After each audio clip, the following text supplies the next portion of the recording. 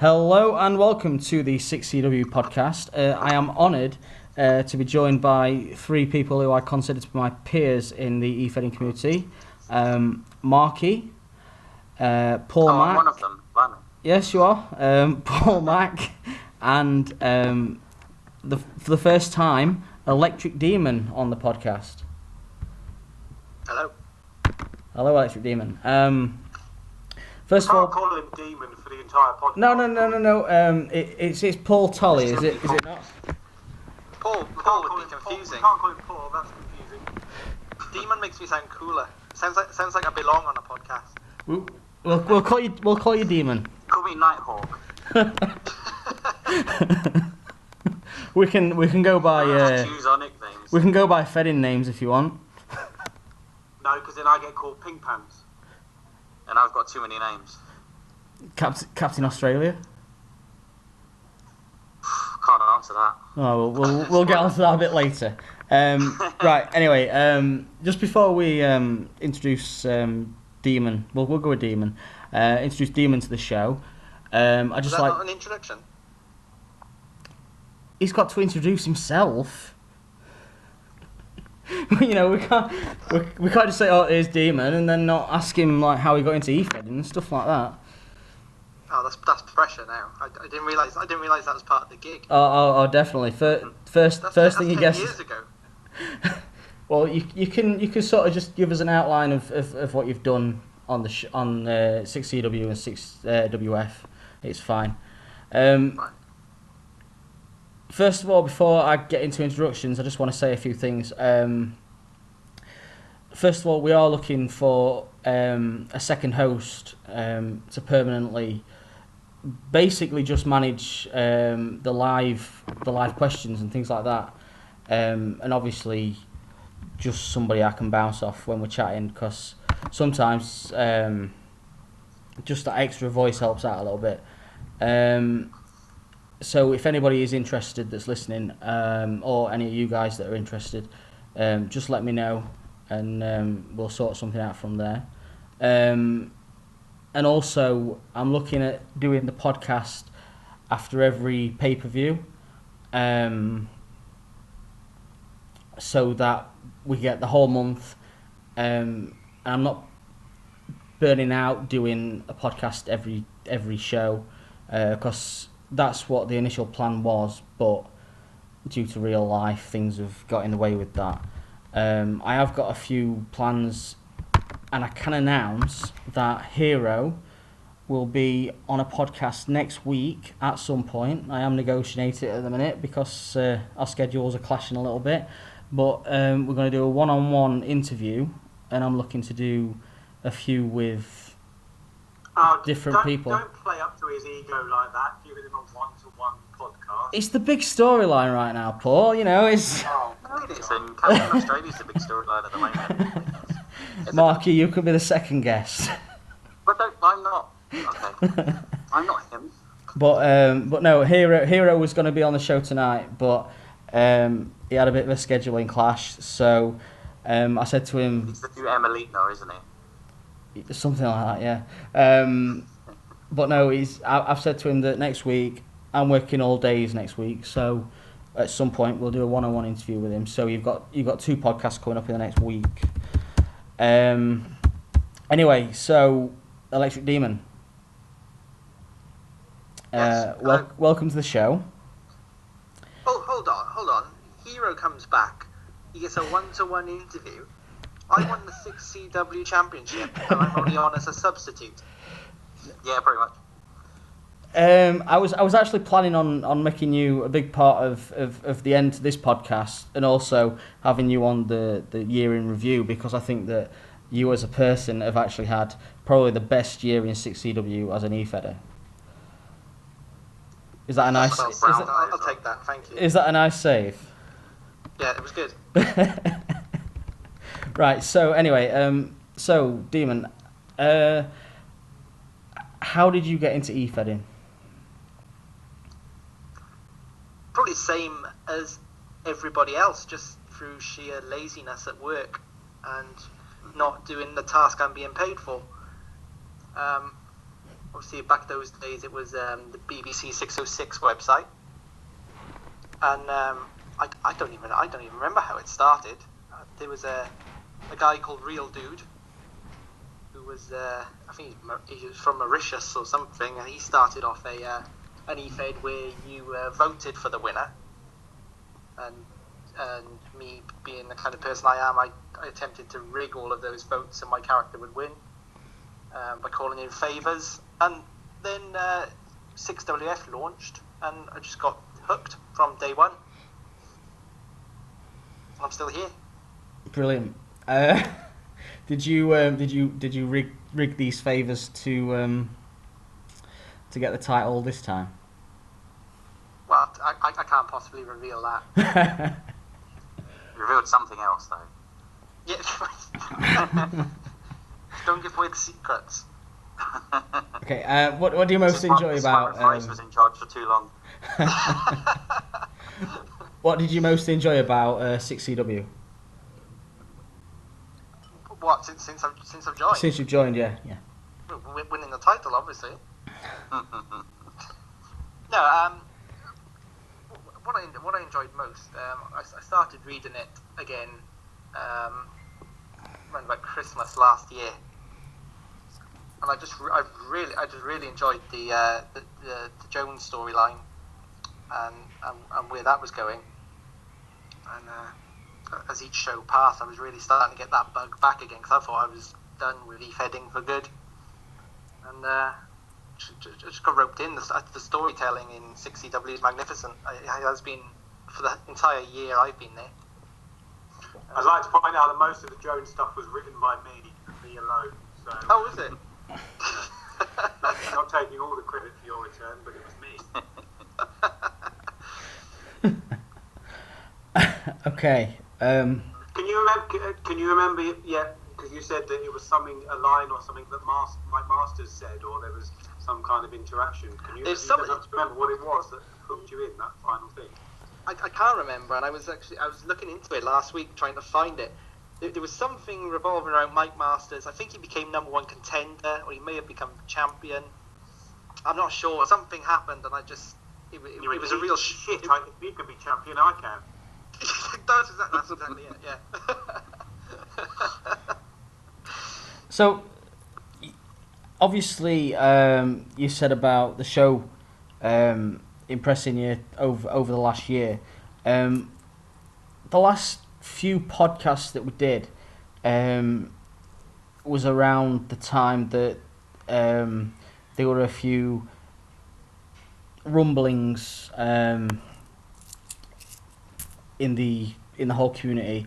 But what I found in the last sort of 2 month, 3 month, is that there is a lot more positive feedback. Paul, do you feel the same? Well, that we've had more positive feedback in the last few months. Yes. I think on the whole, feedback's always been positive. I think people appreciate the amount of work that goes into what we do. I think there's been the odd storyline that people haven't enjoyed. I think the problem is, because people care so much about their characters, and they're always working a few months ahead. They're always booking their own storylines, how they expect things to turn out. And so obviously when things ultimately don't turn out that way, there's that natural reaction to say, oh, well, it's not as good as it was in my head. So we kind of hit against that a few times. I think there were a few times where we dropped the ball, that we made the wrong choice, or people left. So the reactions were fair. I don't think we've particularly upped our game over the last few months. I think, I'd quite like to think that we've been quite good for a few years in terms of storyline. We may just, I think people now are just understand that you've got to kind of see the bigger picture, that we do have a long-term plan, and sometimes we kind of, people throw things at us that we weren't expecting, so we have to change things unexpectedly, and that might be the little bumps that people don't enjoy. But for the most part, people seem to enjoy what we're doing, and feedback reflects that. I mean, adding to that, I think you've got to admire the work that everybody puts into the shows, because obviously you've got the creative team, but you've also got people that write segments, they write matches, and it's a big thing every 2 weeks to sort of put together. You know, I mean, Well, you know, every show, Matt will write 3 or 4 matches. yeah, Chris has kind of taken over the major planning, so he'll sit down and work through how he thinks the show should work, and I'm just there kind of for him to fire ideas, and I'll just play devil's advocate, and I'll throw a few other ideas at him and say, well, what about this? What about this? I'll pick up a small amount of segments, but the lion's share of work really is between Matt and Chris, and now we've got JJ around as well, and he's picking up the odd match here and there. We've got a really good team in terms of writing. I know Demon's picked up segments. Beer has since his return. Liam, Ollie, loads of people are all really happy to help with the writing. If it wasn't for all of those people, we couldn't get the shows turned around, even in the fortnightly format. I know people think, oh, well, you've got 2 weeks to turn around the show, but there is a lot that goes into it. And obviously, this isn't our day job, as much as we all probably would like it to be, and we probably commit a lot more time and effort to this than our day jobs. We just we can't do it any quicker than the fortnight. yeah, I totally agree with that. I mean, you do the odd match as well, Pete. Sorry, I forgot about you. that's fine. That's fine. I sometimes write my own segment, if that counts. You didn't even go on the web. You didn't even go on the 606 version 2 site for about 4 months. So you know. Yeah, but that's when I was inactive. You just lying on a camp somewhere. You know? I thought Max Adamson was still quite inactive, to be fair. Well, he is, obviously, with his suspension. Yeah. But then, obviously, I'm behind the new tag team. So The TA. the TA. The TA. Just while we're on that, who is Captain Australia? It will be revealed in the next show. Is that right? Dun dun dun.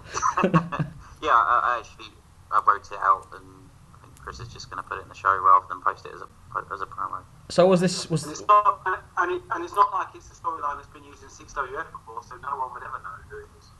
Well, no, exactly. I mean, no one really knows. It's not like the Berserker thing in 6WF where it could have been literally anyone under that mask. And usually was anyone. Yeah. Like the Luchadorus storyline on SmackDown at the moment. Well, exactly. It's Rikishi next week under that mask, I think. I've always wanted to know who was the Shockmaster. If we go in there. It was Max Adams. If you on the Edge and Christian show, they actually have an interview with Shockmaster. Really? I did see that. Yeah. Okay, moving on. First of all, Just, Pete, you know what we were discussing a second ago about the feedback. yes. I don't know if you're going to cover it, but on the agenda, are you going to cover some of the particular storylines that didn't go down so well, or? It's up to you, man. I mean, I'm open to discussing it if you want. Well, because obviously Marky and Paul and yourself have been involved heavily over the last kind of however long, so you might have a view as to what you think were storylines that maybe didn't go down so favourably over that time. So I was just kind of after your feelings on it. Okay. Let's start with. Yeah, I'll jump in if you Go want. on then. I mean, my it's hard to criticise 6CW when I'm looking at 6WF storylines like River Race versus Ricky Hatton.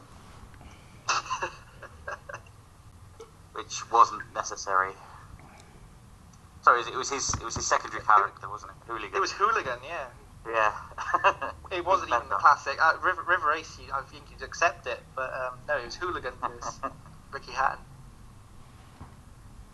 And then I remembered that I myself made up a fake rivalry just to get Max Adamson on a Born in Fire show, which was Jeff Brazier and Jody Marsh against Max Adamson and Xanthe Reyes, just to push on that undefeated streak at the time.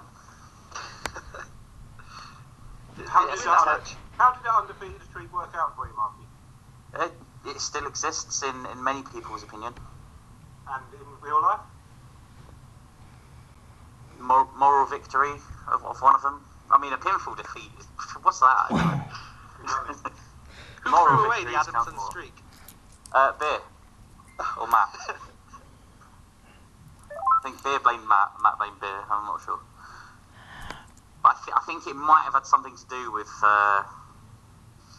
Chris, maybe suggesting that my opponent wasn't strictly doing legal things with his partners. Probably shouldn't go into details for legal reasons, but my promo was frowned upon.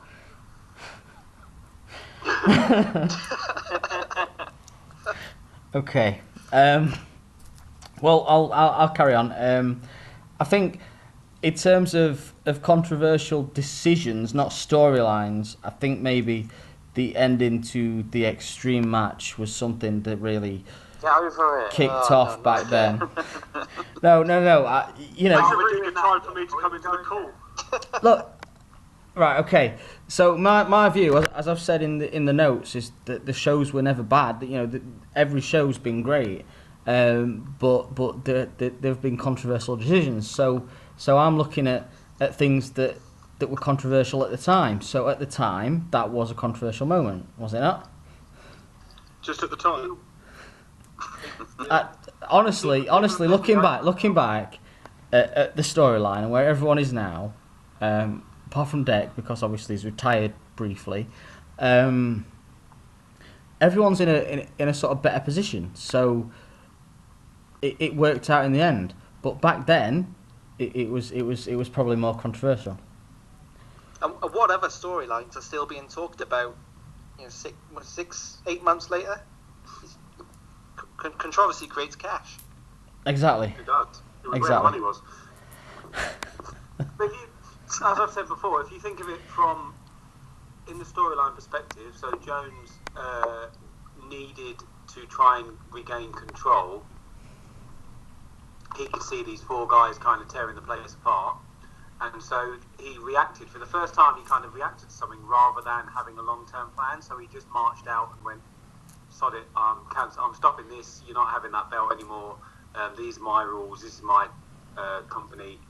Screw the lot of you." That was kind of the thought behind it. From a creative perspective, it was to try and get the people involved away from that extreme area, because it just kind of pigeonholes them. You can only go so far with the extreme matches before it gets ridiculous. And so we needed some way of getting them away from it. It's probably taken us a bit longer than we wanted to get the competitors into the kind of run or the main event or whatever bits that we wanted to get them into. But I think we're there now. I think Nando, in terms of Cerberus, probably it's taken us longer to build him back up again for no fault of his own. I think we just kind of dropped the ball a little bit, and we really should have given him a little bit more of what he deserved, because in terms of promoing and the character, he needs to be built up. He needs to be a beast of a character.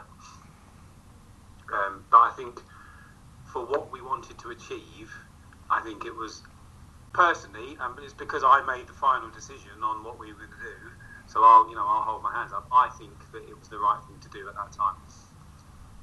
And I would agree with that. Now looking back, obviously at the time, it was a bit confusing, but as I say, that was back then, and now looking back, it's fine. Just Can I ask a question on that? Just of course you can. From the bookers. Of course you can. Yeah. In that decision from Jones, was there any element of real concern from him, or was he just being a dick? Because we did see towards the end he became much more human as a character, and kind of the end of his run was incredibly poignant in the end. But in the conversations I remember us having at the time, it wasn't about him caring, but that he was losing sponsors, TV deals, companies, etc. support. I think if I remember the weaving parts of it was meant to be that it was getting too much for television, and so he thought that would lose him money. So I don't think it was, oh God, these poor guys, but it was, if one of these people dies on TV, I'm losing my deal. I think, and Paul would have to back me up on that.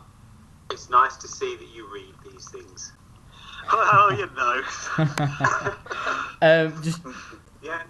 Just introducing Chris Wilkerson onto the show, by the way. I'm well excited. I've just worked out. I now know ED's name. So I'm feeling really happy about everything. Because that's what we needed, another Paul. Yeah. We've got another 3. Also, just while we're talking about that, do you think, obviously, as writing Mr. Jones, do you think that he would be happy with where the people involved in that feud ended up on the card, sort of now? If he was still here now, would he be happy with where they are? I suppose.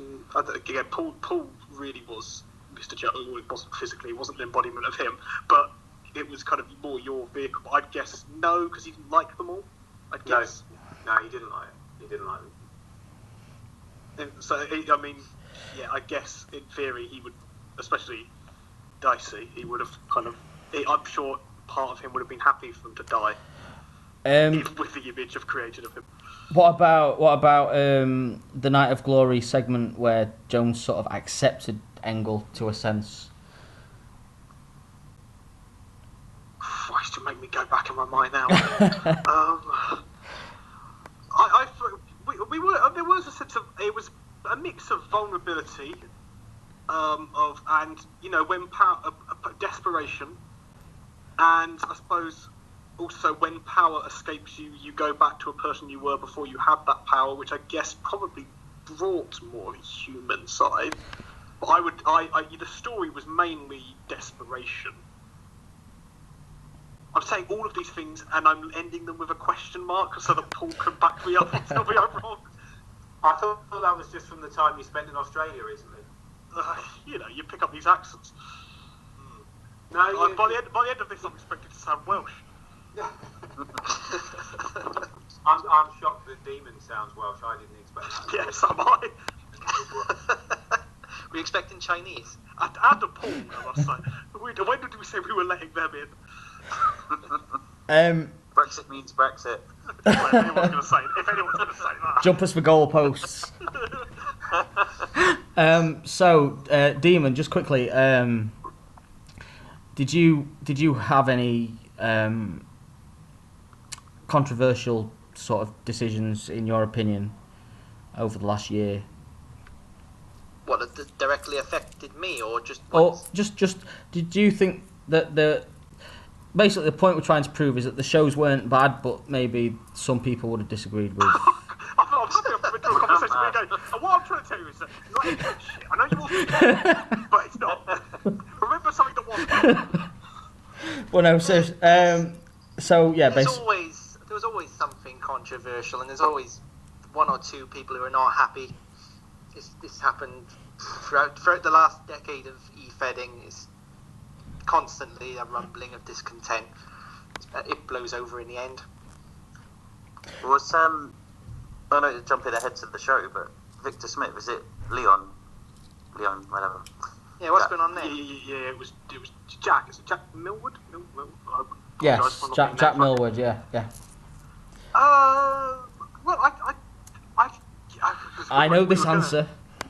We were going to keep it originally. It was going to be quieter, but then it was going to build so we could kind of knock him off before people realised. But Crimey saw him delete his account, so it kind of blew that cover. I think he said that he was busy with work and stuff.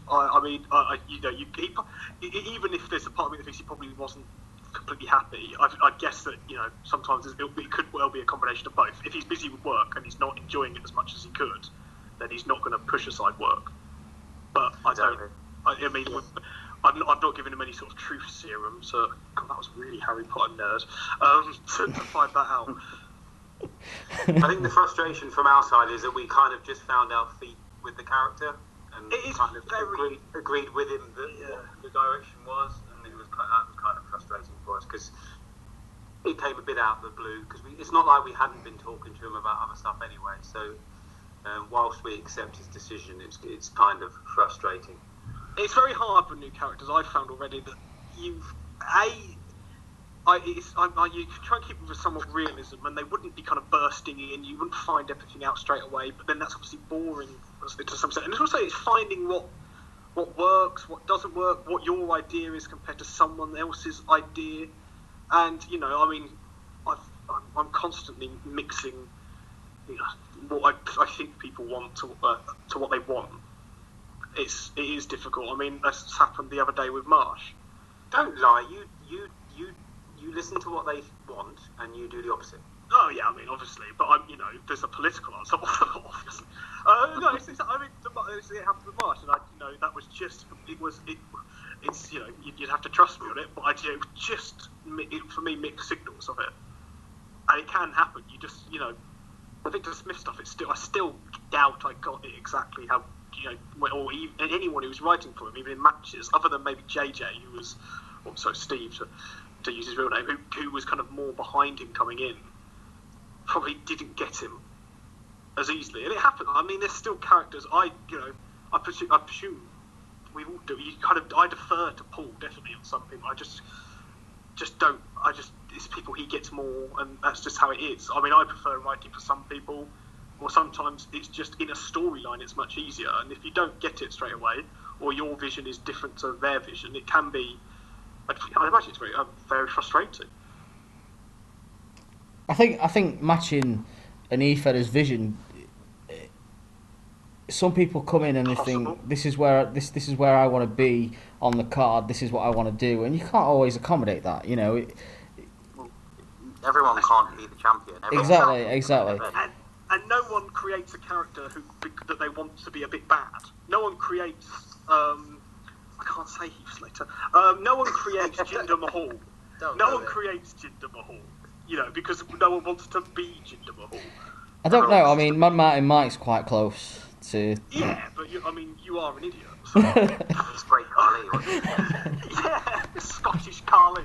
I try to entertain. That's all I do. It's difficult. I mean, you create something because you want them to be very successful. I mean, it's how every wrestler's career, I'd imagine. They don't go and go. I've always dreamed of being a perennial loser for the #1 contender shot to the US Championship. That's not what anyone dreams, but and sometimes you go through peaks and troughs. It's really difficult. Sometimes actually people deserve a lot more than they get, but the pathway there isn't there, or the character wouldn't suit the story. I mean, I think I'd say almost. Maybe not directly from day one, but I feel like with Z, we had other people there who knew him, and plus I got him. So it was easy. Whereas sometimes it takes a little bit of time. I don't always... I mean, there's still characters I've been writing for years, so I don't always get, or I might deliver wrong. I'd imagine, there is times... I think Nando would probably feel it with Cerberus. I'd imagine Crimey gets it with Crime Lord. I'd imagine Liam gets it. And I've had, at Engel recently, I've gone, I can see potential for this, let's try this. And people might be thinking, I don't know about that, but, you see what happens, I guess. I think... Or you get used to a character so much you dress them up in silly little outfits and have them pretend to be not themselves with a fake Australian accent, because, you could do what you want with some people. I think... It's still over. It's always over. I think for me, what I've learned, just really quickly going back to the whole controversy thing, I think, you guys said to me, and you said to everyone, you trust in the writers, we've got a story to tell, and just go with it. And I think, sometimes some people just have to do that, because I've done that, and it sort of works for me. And I think it's different. I mean, it is a lot of it, especially it's hard to see. And I suppose the most annoying thing is when we've got a vision and either someone leaves halfway through that vision, you don't know whether to jump them to something else or carry it on, or if the vision doesn't work as you planned. And then it's like, trust me, oh, sorry. And that's a few months' work. this past year, sorry, this past year, we have been quite unlucky with people who have, for one reason or another, dropped out at the point where we were just about to push them really, really far. I think obviously there was a massive storyline building Thunder up, and right at the point where we were going to kind of get him ready to win the belt and, you know, be the biggest face in the company, he just lost interest. Didn't want to do it anymore. And Liam was probably tired from logging out and logging in again. and that was almost a year's worth of building for that. So it's a massive kick in the nuts, and it kind of makes you think, well, do we dare do that again, or is it better just to do short-term booking and kind of not have this overarching kind of storyline that runs for 2-3 years at a time? It's a really hard balance to get right, because you're always just kind of waiting for somebody to say, do you know what, I'm gonna take a break, or this isn't for me, or, you know, whatever it is, which is fair enough. You know, everyone has their, you know, his right to come and go as they please, but it is quite frustrating as a writer. I think if you start doing short term booking, you fall into the trap of I think WWE have this like internet term called the 3-month rule, which stems from John Cena facing the Big Show 3 months before, and they say, can he lift the Big Show? And he lifts him, and then 3 months later they ask the same question, and it's like, you know, I think you've got to have a bit of faith in the people that you think are gonna go there. You know, if you've got a big plan to do a long term thing, I think you've got to stick at it. And yeah, it doesn't always work out, but if the people know that it's a long term plan and things don't always work out that way, it shouldn't be a problem. Do you know what I mean? Most things are quite fluid as well. Every long term plan is an idea rather than a definite. I mean, everything's just change all the time. Even one person leaving can have an effect on so many people, because you have to justify different positions. I mean, say, I don't know who could, say Liam leaves tomorrow, we would then have to fit someone into a story with someone else and fit someone in there, which would affect the position they were before. They might have to jump up the card in theory or away from someone else, and it can just knock. So there's no point having. I mean, I could, you know, I'm pretty sure me and Paul have had conversations recently about cards for different people's pay-per-views. I don't think either of us are going, that's the card. Let's kind of aim or augur a situation where we're getting towards there with that in mind, rather than there's no Night of Glory written. There's no end of. Neither of us have got a picture of the end of the show. Neither of us have got that, you know, carved in stone. Last year's one changed around quite suddenly, and then parts of the idea. That's because you decided that you had to put yourself over. Yeah, well, I mean, I did negotiate that if you were going to get me to write some stuff for you, I was going to benefit. Guys, I think that we need someone new in the main event. I suggest Eve. Yeah, and then I went, good idea, me, and I booked it. It was a round table. It was me, then my mate, myself, and I. He invited Matt, but obviously Matt was late. So... Matt wrote what he wanted about a day or two afterwards. But then even when we decided on that, and then there was a part of it building towards it, I don't know if the cashing thing happened till a lot later. And that's the other thing you can get. I mean, that was just a sudden idea I thought would be really cool. And then you get my half of an idea, which mixes with Paul's idea of how it works down. We've got something going on for a show in a few weeks that has, for the hour-long conversation, the match has changed so many times in so many different ways with so many different people. But you get there, and it could change tomorrow if someone else has a bit of a spark. Okay, so let's move on. I want to talk about a massive storyline at the minute, which is the death and rebirth of Hero. Who? Exactly, who? Is that really a big story? It's huge. You said Reborn. You want to talk about Robin Reborn? No, the death and rebirth. I said the rebirth. So Was that the guy that won the title? The last? Never mind. I've heard. So basically, what I was wondering is from Marky and Demon is if they thought that the story was told well. The Church of Hero. Just the whole murder mystery side of things, and then obviously him coming back. This is going to sound harsh. I don't mean it in a harsh way, but he should have stayed dead a bit longer. I think there should have been maybe the. I get your point. I said when you got that, I thought if I was writing for WWE, he definitely would have. But Yeah.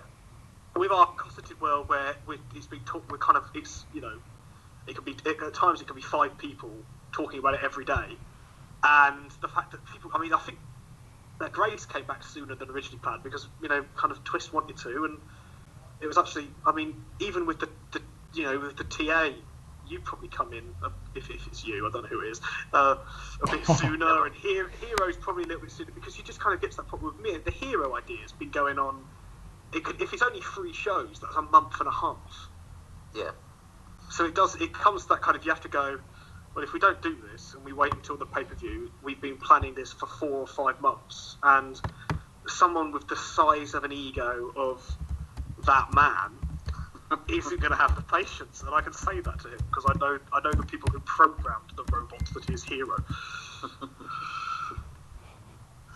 So yeah, it's difficult with that. When I can't remember why it happened. I'm guessing Richard pitched. I wouldn't have gone to him. I don't like having to talk to him. I pitched at it, and then it evolves. And then it's gone from these these small acorns, and it was originally not going to be. It wasn't going to be either of the original church members.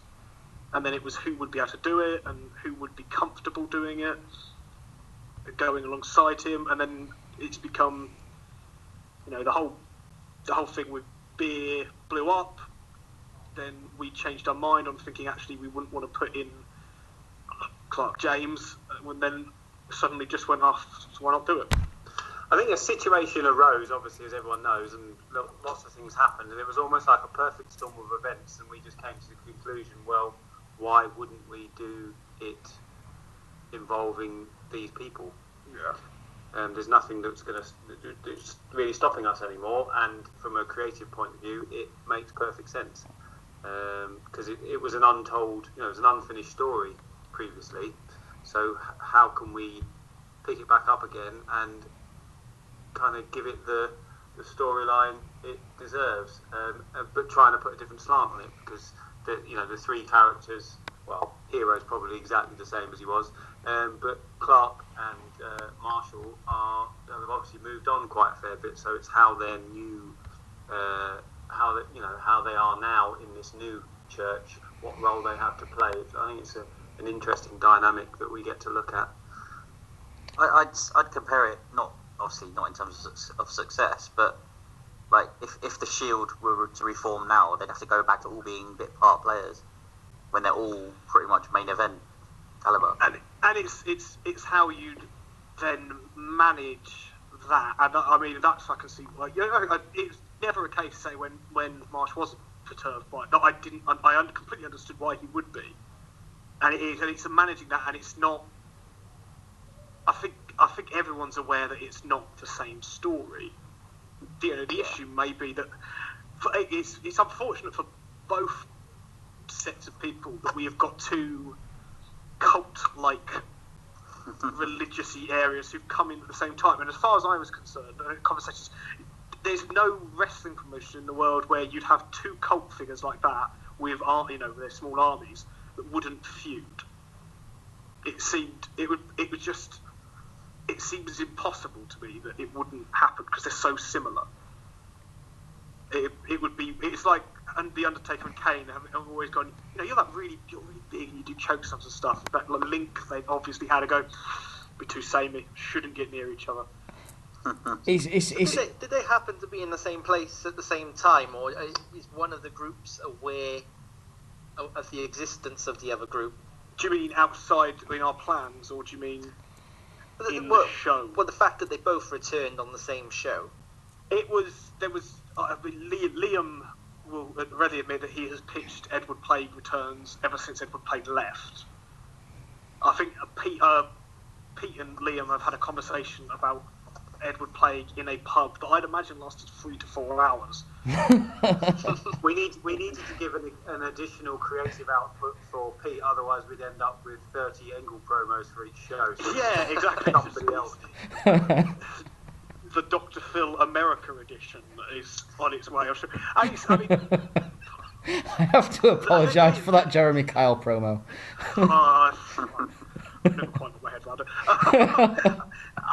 Liam, for all the stick he gets about, you've got this character, or you've got this idea, or you blah blah blah, he's full of ideas, and it's taming them, what we can actually do, and if it might not work how he wants, it might not work for Hero how he wants. Both of them have a very strong idea of what they want, and that the problem is that they have a strong idea of what they want.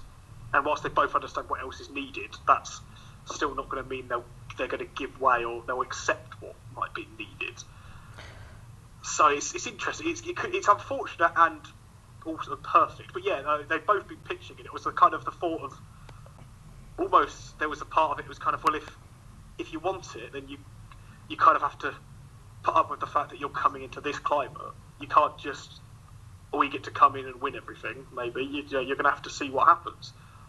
I quite like the thought of people being, rather than just going in and I'm going to do this story with you. Are you okay? Sometimes that was half the reason I didn't say to Marsh, because I quite like the thought of challenging people. To what are you going to do?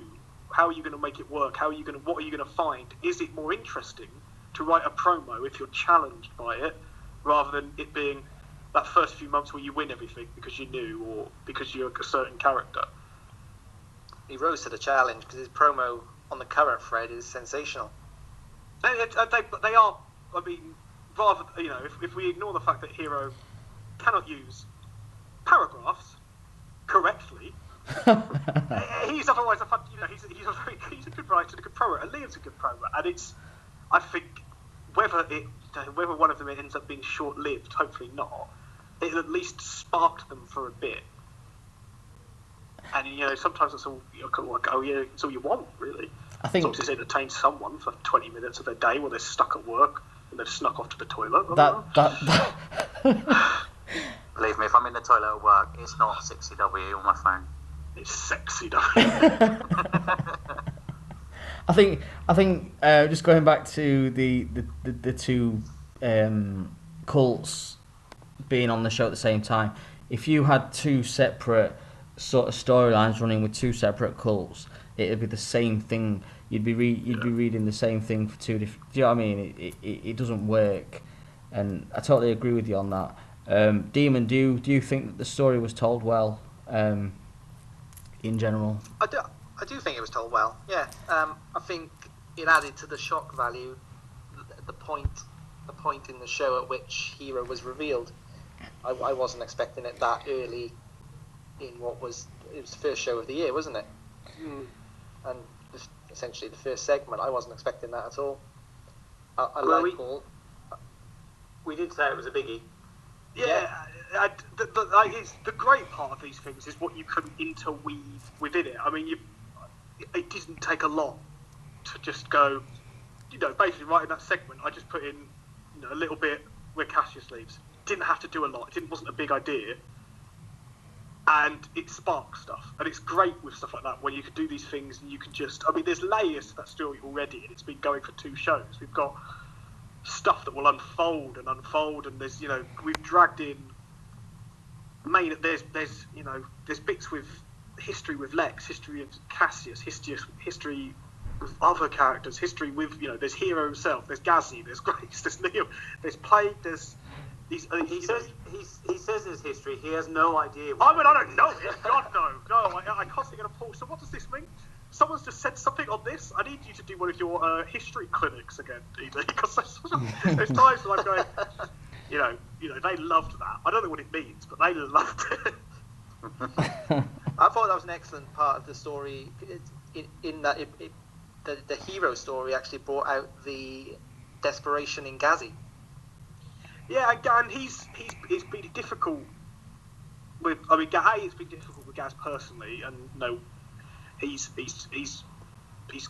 fighting through what he's fighting through, and he seems happier and wanting to be in there now. But he's such a good character, and I don't think he'd ever quite settled without being Gazzy D when he was e-fedding and the promoing, and there had to be a way to bring him in, and it was a simple way, and then there was kind of how do you layer it, and how do you make it not the Gazzy D story that has been the ones that's probably been told 2 or 3 times with him. Again, and it's you're never sure what's going to work, but if it seemed the message I got from him afterwards was of an excitement that it didn't seem like he'd had for a while, so that was good for me. Especially because you write these things sometimes. It's nice when someone actually says something they enjoy it. That's what I love. That's best thing about your feedback. Edie, or now Paul, as you're known, you're always quite happy. It's lovely. Well, I'm in a good position. I can hardly whinge about it. Yeah. What can I?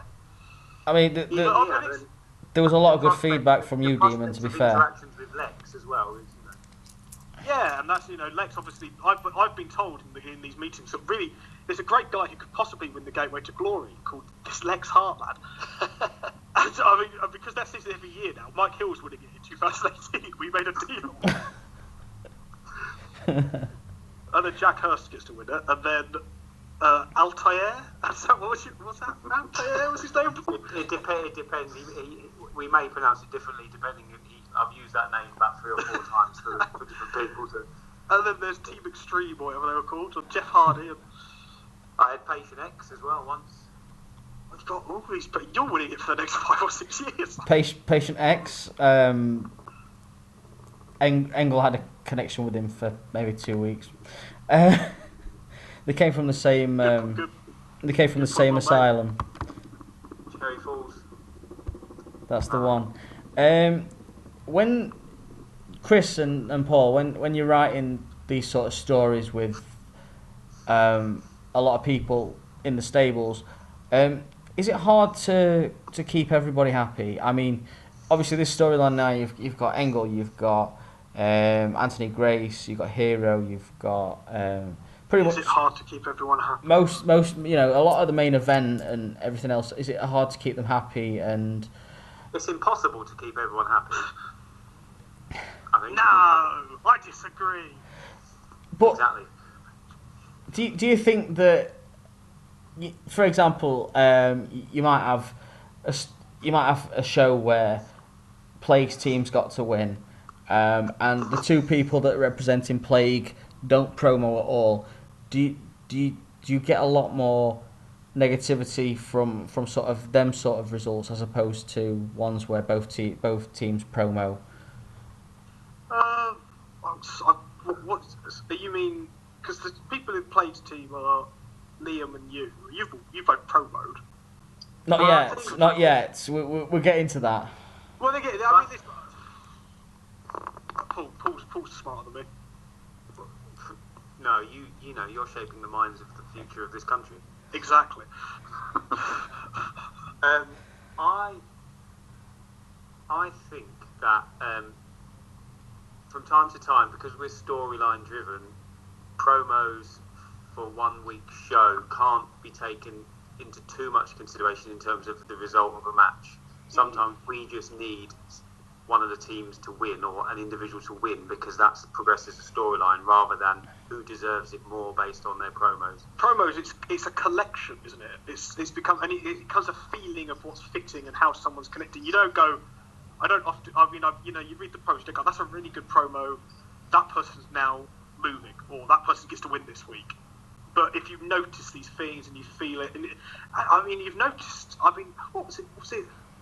I think Liam and someone had a bit of a kind of a cross feud. They weren't even feuding; they just kind of bumped, and you thought they seemed to spark off promos. I don't know if that's maybe how Liam and Dex started promo against each other in the first place. And you just see something that works and think, there's an idea. Most two people would make it work. I think that's what happened between me and with like Lex and Cassius. So I'm not sure if there was a huge grand plan originally for back in 6WF for them two, but for some reason, whenever we promoed, we kind of got under each other's skin, and it was like, you bastard, I definitely want to reply to that. And then each promo that one of us did, it kind of just escalated, and we wanted to outdo or kind of hit back against the other one. And sometimes that's all it takes. You know, one match people put together on 1 week, and like you said, Liam and Dicey, we were never going to really put them together in a feud, but they just sparked and could not do it then. That's why I think it's so important just to get involved in back and forths as much as you can, because you can just generate feuds out of nothing. Yeah. I think that's something I've found. You know, we've got.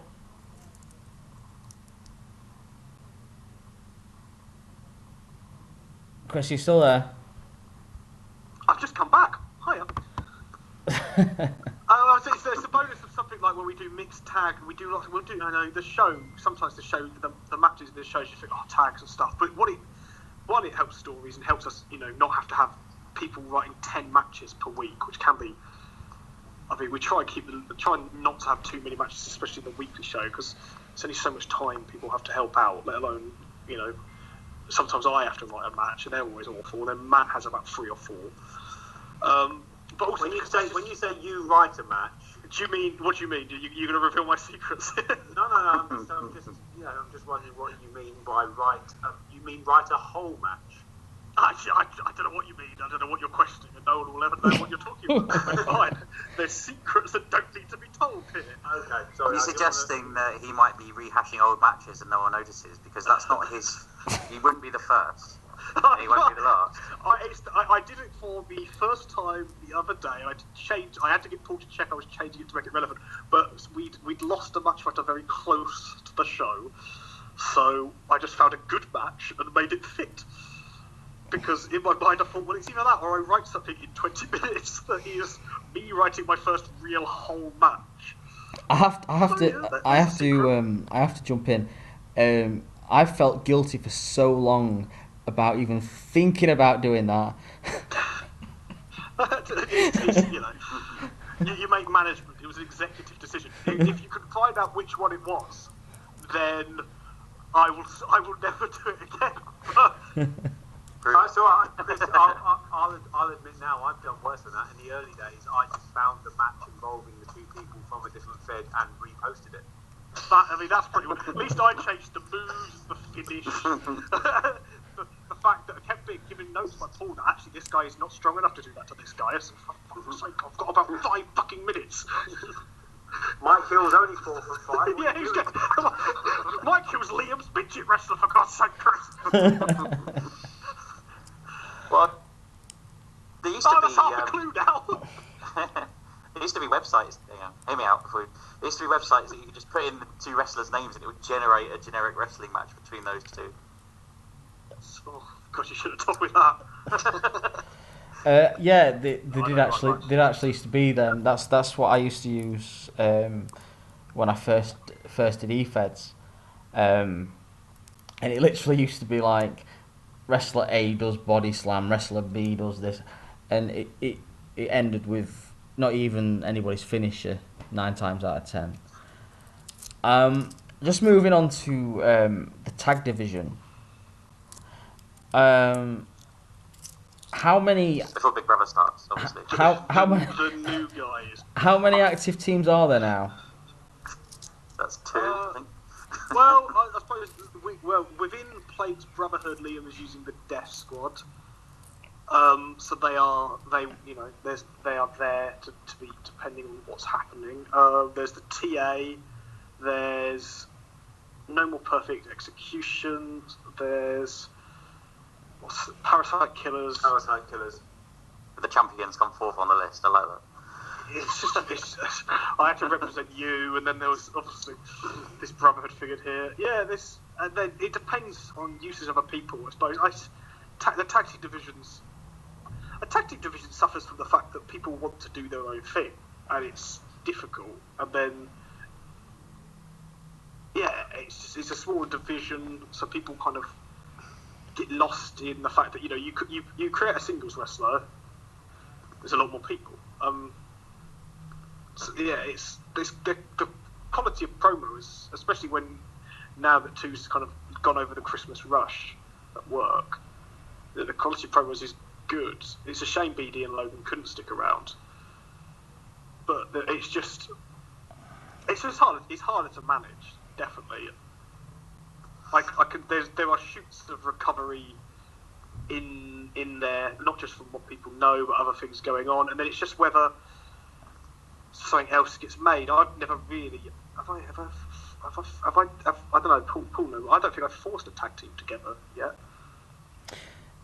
It depends if you class Adamson and Grace as being forced. Yeah, and they were probably one of the more successful. That could have gone on. The story of that had so much more legs to go as well. And that's what I said. Hill and Steel kind of, and that worked. Mm-hmm. I think if you look back about a year ago, the tag division was probably one of the strongest divisions in the company, and the tag division has been kind of a big part of 6CW over the years. So it is frustrating when it's not as successful.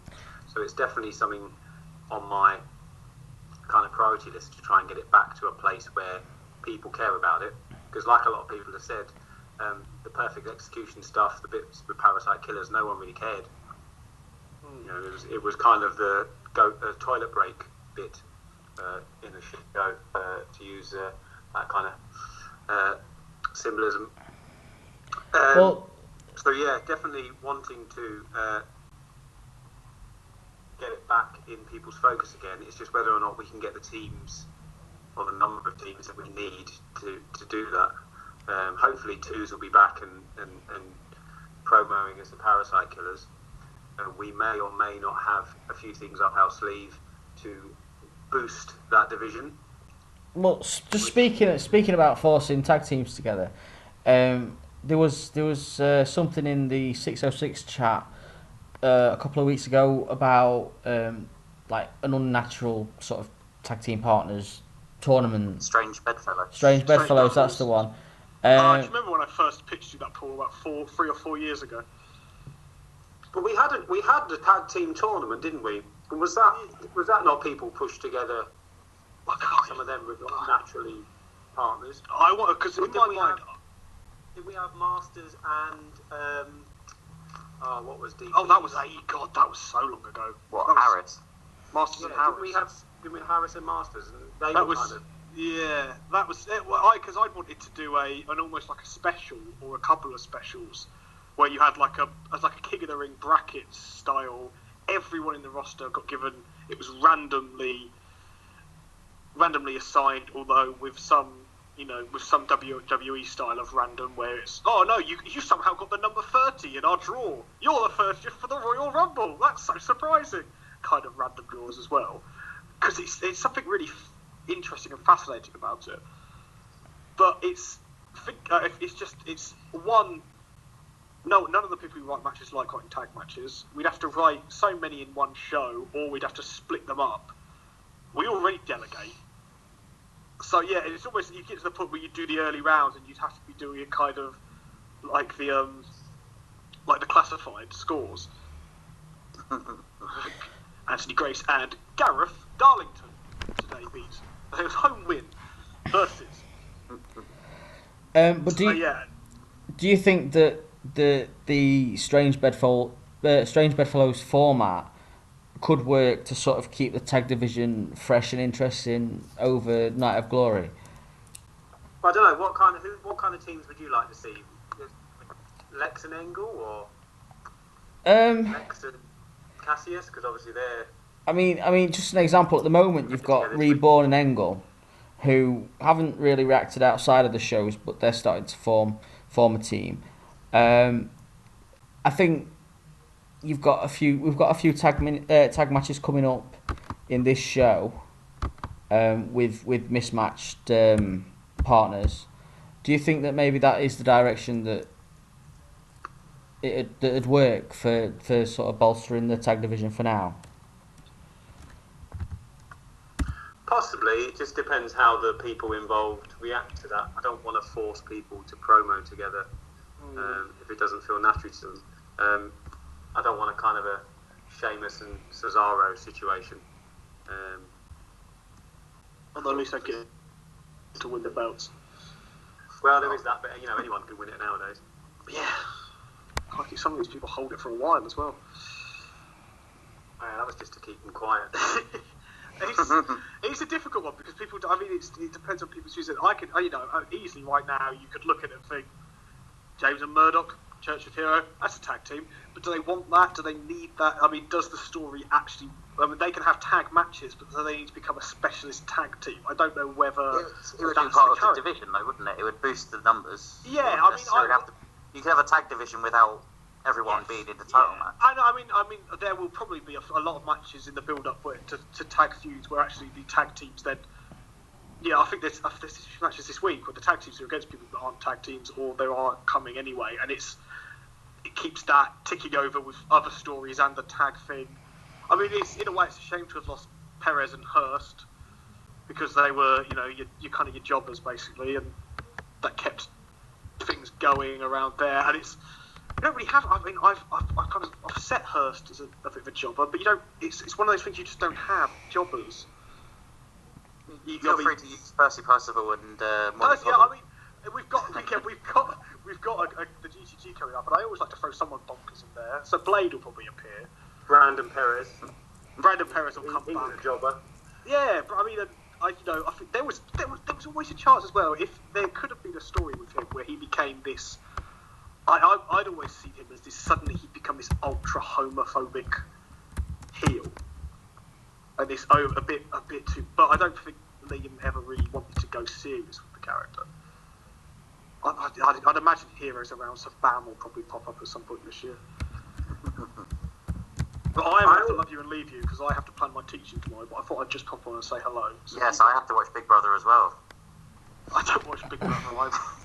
I'm going to bed. But I've not said anything controversial, so I think I can go now before I do.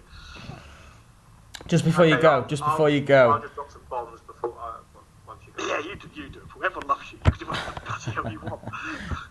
Just before you go, is it show results or is it a script? Every time Ed says script, a little part of me wants to crush the small testicles that he has. It's not that he's wrong. It's just the feeling of disrespect that breaks my very heart with the hours that you put into it. But he's not even part of the show, so it's just another Well, troll, we'll have to kick him out of the chat.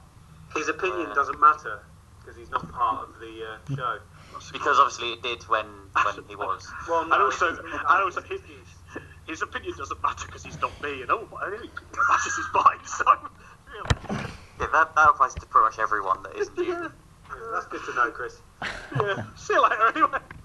See you later, guys. I'm glad you went before you said something controversial. So, just Paul, just to fill Demon in, and me really, how did the whole script versus show thing come along?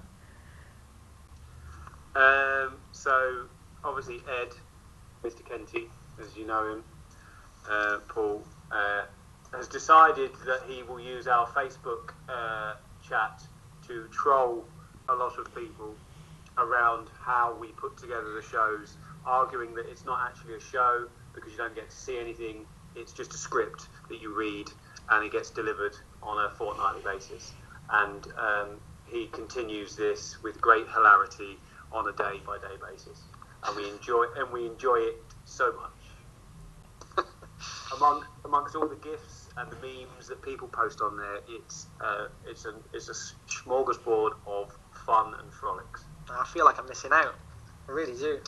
You're really not. You're really not. It If you just leave an email address, we'll send you all the funny memes throughout the week, and that's probably it. And then, people come on and talk about 6-star ratings. That's me. Yeah. You still there, Pete? I'm here. Yeah. The 6-star ratings that Meltzer gave the Okada Omega match. I was in disagreement with Liam, and ended up making a bit of a fool of myself. But yeah, the Facebook chat is fun. I always put it on mute and just jump in when I feel like it. So I just wait for the Man United chat to kind of start, and then that's the best time to troll when they're not weighed in. When Pete and Hero are going on about obviously Messi signing next week. Well, let's keep it out of the podcast. Griezmann's joining Man United because his brother said so. Mm-hmm. But Griezmann's a fan of Man United. That's what the sources say. That's what the sources say. So anyway, Pete's sources, which were getting everything wrong until finally struck gold with a Pogba link. It was the Mourinho thing that I predicted. To be fair, predicted? You told me it was a source. I said in December that it was happening. And nobody agreed with that. And then 3 months later, I had a source, and they said that it was coming. I professed that source, and you guys ridiculed me. So I think it was just general indifference, wasn't it? I don't think we really cared either way. Like, the papers had been reporting it since November, but obviously it was a secret until you told us. It was never set in stone. Right, okay. Let's get on to some real 6CW stuff before I embarrass myself on the podcast. Right, Paul. Fine, you can edit that bit out if you like. No, it's fine. We like to keep it real. First of all, the road to Night of Glory. All you guys' opinions on who's to watch going into Night of Glory. Who do you think is going to win the Gateway to Glory? Who do you think is going to get the biggest pushes? You want me to answer that one as well? I want anybody to answer it. Well, Paul can't really. Paul can't answer it, but Paul can obviously, suggest ones to watch, I suppose. Well, I will honestly say that the Gateway to Glory winner has not yet been decided. At the risk of sounding wrong, I don't think there's that many candidates, are there? It's going to be Dicey Riley for me. Yeah, so I thought that, but then he's not an active member. Last time I was interviewing him recently, according to the recent promo.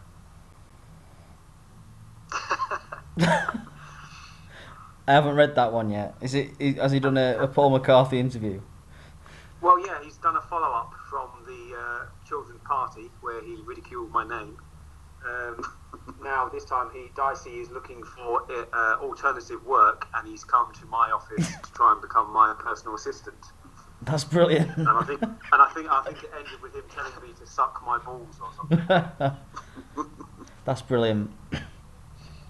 Okay, so seven-star promo. Marky, are you staying for the foreseeable, or? Yeah, I haven't brought back a new debuted a tag team just to disappear. Okay. Oh, you mean the phone call? I meant the phone call, but who do you think? He's still staring lovingly at the McDonald's sign at the moment. No, that's actually to my right. There's actually a load of recycling bins, and I've counted them too many times this evening. Oh, I imagine you just like licking the window where the picture of the Big Mac is. If they've got a big tasty in the window, I'll have it. So I'm ready. Yeah, I'll fax it over to you. That's fine. Marky, so in the 80s. what do you think? Who do you think are the people to watch?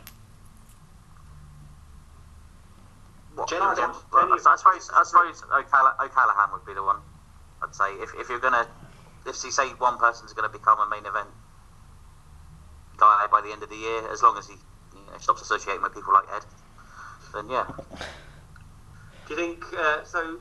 Hypothetically, if O'Callaghan was to win it and then take his spot in the Night of Glory main event, should he kind of lose the belts he has currently, or would you like to see him kind of that guy who has them all? He's I got could see him winning. one over each arm and one round his waist. I think it needs to be obviously while looking strong. So a bit like Roman Reigns losing the US title by cheating. Yeah, because he really cared about that US title, didn't he? No, but you know what I mean. And it happened years ago. I think it was John Cena and JBL before Cena was Super Cena. Like he was US champion, was facing the WWE champion, and then got screwed out of the US title about 3 weeks before he went on to win the WWE title. Yeah. So if he was in, because the O'Callaghan and Cassius match, I mean that could easily be a feud down the line. Okay. So if O'Callaghan was challenging Cassius, Cassius would theoretically cost O'Callaghan those titles in a defence in the build up to it. Do you think at the moment, just looking at it from a kayfabe point of view, do you see O'Callaghan being a legit contender, considering that Z basically destroyed Dicey and Robin Reborn quite easily? So I didn't catch that, my phone rang. Sorry, do you see Ollie as a legit contender, considering how dominant Z's been? Yes, Yeah, because you can have an underdog story, can't you? I don't think I'd even see him as an underdog. No, but I mean, you can lose to something and then build up. He might have another attempt and get closer to winning it, and then next time he gets a pinfall in a non-title match, and then keeps to get the momentum building. You can lose clean to someone and then still build a story around it, where they become a credible challenger. I think that's kind of what is planned for like Charlotte and Bayley. I think where she won't win, get another chance, won't win, and then will eventually win at the big show. I think personally with O'Callaghan, in terms of just in terms of wrestling kayfabe, I think he needs some big wins over higher people on the card. He beat Lex Hart in his first match. That's not huge, Paul. It might have been huge 10 years ago, but it's not huge now. Has Engel gone over Lex? Has he? Let's not go there. I've got a bet riding on that. I'm actually going to go now. But okay, Marky. It's been fun. Demon, what about you? What about me? Yeah, who do you think are the ones to watch going into Night of Glory? Ones to watch. The two characters interest me most right now are actually Jeff Steele and Perfect Jack. I'm interested to see how they're going to come out of their respective tag teams falling apart. I think more of the focus is on Mike Hill and Lex Hart at the moment. Those two are quietly consistent, great promos. I think there might be plans for those two. Yeah, because obviously the Steele and the Hill feud kind of ended with a draw, didn't it? So he didn't get the closure that he wanted. So I think there's definitely legs to that still. And we know that the Lex and the Jack story goes back years and years. And he's not just going to stand by idly while Lex tries to put himself back in the spotlight again as a singles wrestler.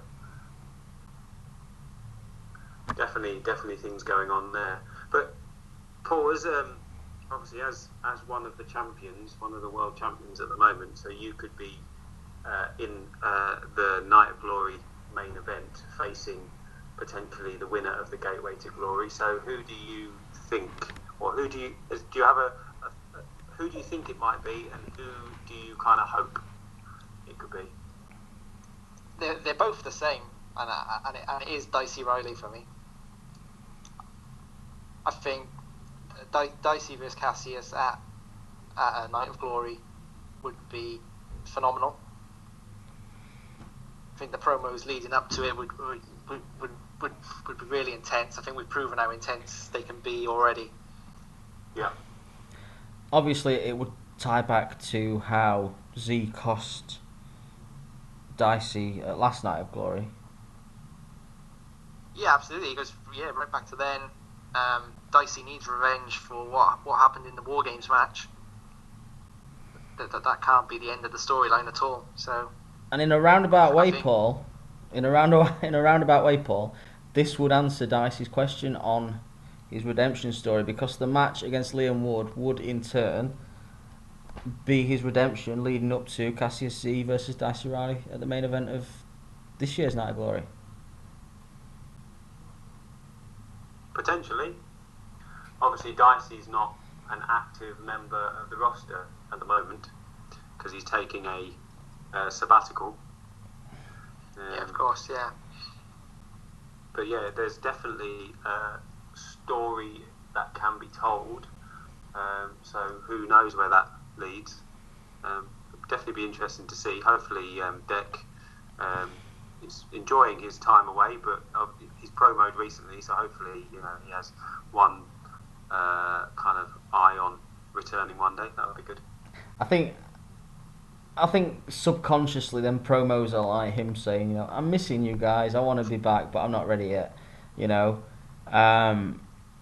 Hopefully he's back leading up to the Gateway to Glory, and I do actually like the whole suggestion of Z versus Dicey Riley at the next Night of Glory. I think it fits in terms of a storyline.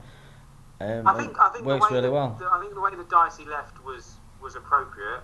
Obviously, with his career on the line, he'd gone through quite a lot. He'd suffered quite a lot of losses. His body was, battered and broken. And he had this match against Marshall with his career on the line, and he won. But then he still felt he needed to go, but at least he was going out on his terms, which I think was a good way of kind of saying goodbye to that character for now. But we've definitely left the door open for other stuff if Deck so chooses to come back. Just one thing at the point when Dicey left and he was fighting against Marshall, there seemed to be a lot of confusion around why Marshall didn't leave, with it being career against career, and it was never. I don't think we ever advertised it as career versus career. I think it was career versus the Marshall name. So it was kind of all that Marshall was at that point he put on the line, which was leading into the story of him being reborn as Brother Marshall. I don't know if people picked up on that in terms of his return to the Church of Hero. That was the point that the scene was so. I'm going to be honest, I didn't pick up on that, but I didn't really read it as career versus career either. So for me, it worked. Okay. I just know that in Marshall's recent promo, most recent, he kind of said he picked up his P45 or something and said, I don't know what happened with that either. Kind of inferring that he's not sure why his career hasn't finished. So I just wanted to kind of fill in the gaps for anyone who was kind of wondering. It's not we just suddenly changed our mind and thought, Dicey wants to leave, so we best keep Marshall there. It was a definite decision on our part to play it that way. That's cool. I saw it as career versus career during the match, but in hindsight, it does make sense now. We do now and again. Just bear with me a second. Aside from that, if we do take Dicey out of the picture, then if I was to pick someone to face Cassius at Night of Glory, it'd probably be Angle. Really? I think so. I think Angle's another one who's due a big, massive moment, a Night of Glory moment. I think in terms of who Z could face that would legitimately sort of flummox him, I think Angle would be the guy, because obviously Z has shown that dominance against Reborn and Dicey, and I don't think that Angle is the type of person to stay down. So I think in terms of that it would work, but I don't know if that is the storyline, you know, the guys are going with. I think Engel's got a long way to go before his sort of main event, if he ever gets there. He's got a journey to sort of go along.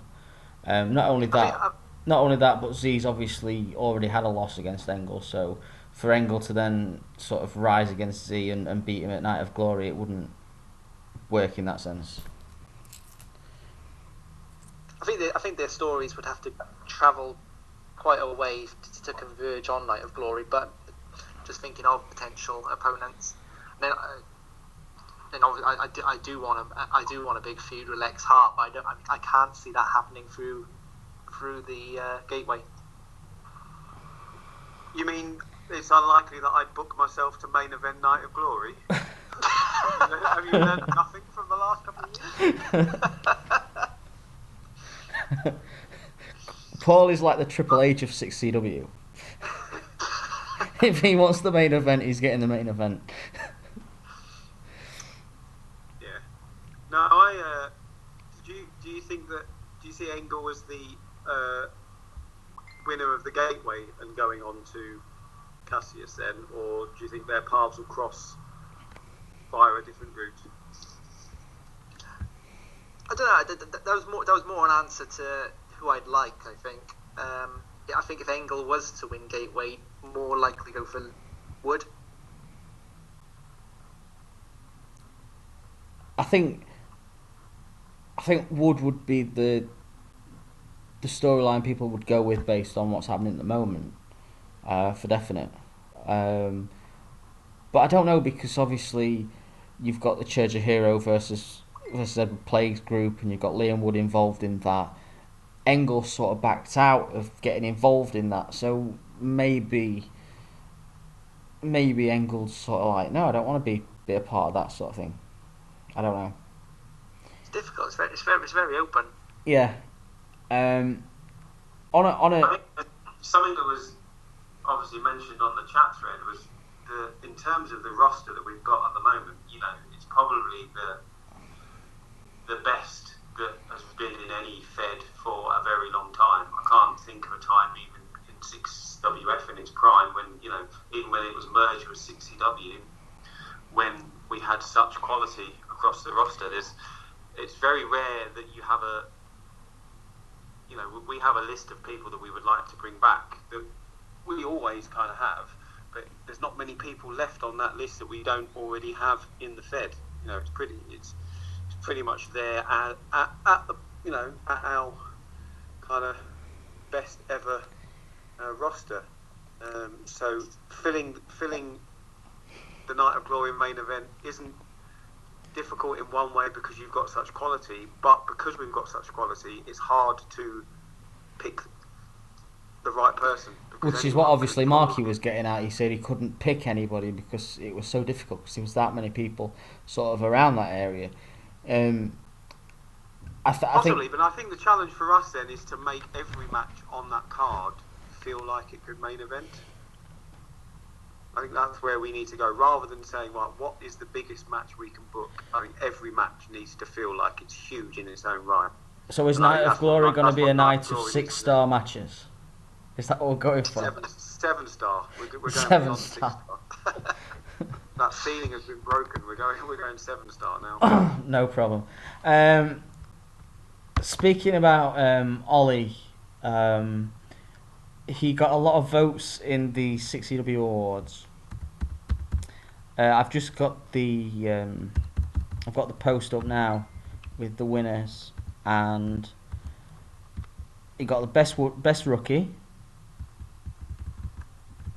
best character development, and he got Superstar of the Year. Why do you think that was? I don't know. I didn't vote for him. I think he's rubbish. Fair enough. No, I think Ollie will say so himself that his previous characters haven't been the best. Takeo, you know, had good bits about it, but he didn't really catch fire with his promos. The least said about Grantus Holtus, the better, because that was just ridiculous. So when he came to us with the idea for O'Callaghan, essentially an Irish fighter who didn't have a first name, we were, we didn't really get it at first. But then when we kind of got to the bones of it, and a submission kind of wrestler who doesn't give in, he's not necessarily a face or a heel. He just wants to kind of fight people, and he will give everything to win a match. And I think once we understood the character a bit more, we believed in it. And then his promos have just been really, really good. I think I don't think we've had a bad promo from him. I mean, each time we've put him into a feud, he's understood what's needed, and he'll go into back and forth. And even if he doesn't get the upper hand in the promos, he's quite happy to do that because he understands that it pushes it forward. So I think it was well deserved. Definitely the Rookie of the Year because of it being a brand new character. Superstar of the Year, there were a few people that we could have voted for. One of them, or both of them, are on this podcast. Actually, I think both of you, have promoed your socks off in the last year and beyond. So I think there was a whole array of people that could have won that. I just think that at the moment, O'Callaghan is probably the most on fire character, and so that's why he drew the most votes. He's definitely having a good run in 6CW. What about you, Demon? Why do you think he he won the awards? He's just captured something excellent with O'Callaghan. I see him as, not to draw too many stereotypes, but I see him as Conor McGregor in e-fedding. The basis of the character, I like a submission expert anyway. The booking's helped him immensely, and I think the booking of him has been excellent. I thought he would beat Cassius last week because he's got an unbeatable aura about him. It was fully deserved. He's excellent.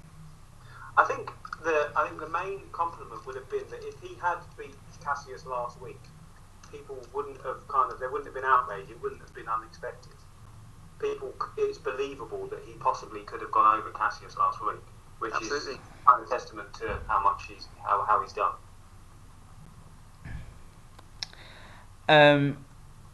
Being perfectly honest with you, I've always enjoyed O'Callaghan's promos. I've piggybacked on a few. I think he's very good. I enjoy everything he writes, to be honest, and I think, like you say, everything that he's been a part of has been a big part of the show, and he deserves everything he's got, to be honest. So well done, Ollie. I don't think we've had any live questions today, have we? Aside from Nando versus Liam.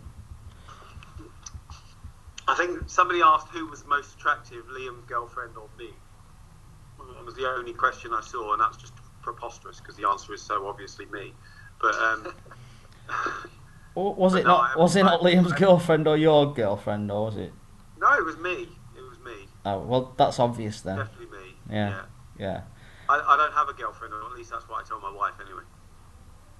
I don't think we had any questions on 606. I think it's been pretty quiet today. I should have asked more, to be fair, but... Well, I'm sure we can come up with some questions. As always, I've got things that I could ask you to. Okay. Okay. Yeah, that's fine.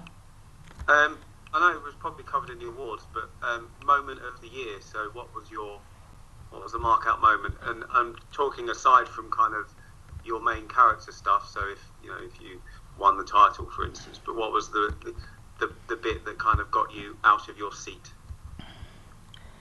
I think my just bear with me a second, because I can't actually remember what I voted on that. Biggest... Don't worry, we won't go back and say, well, actually, you said this. No. We're not going to judge No, you no, if no. you change your mind. I think I voted Reborn win the Gateway to Glory.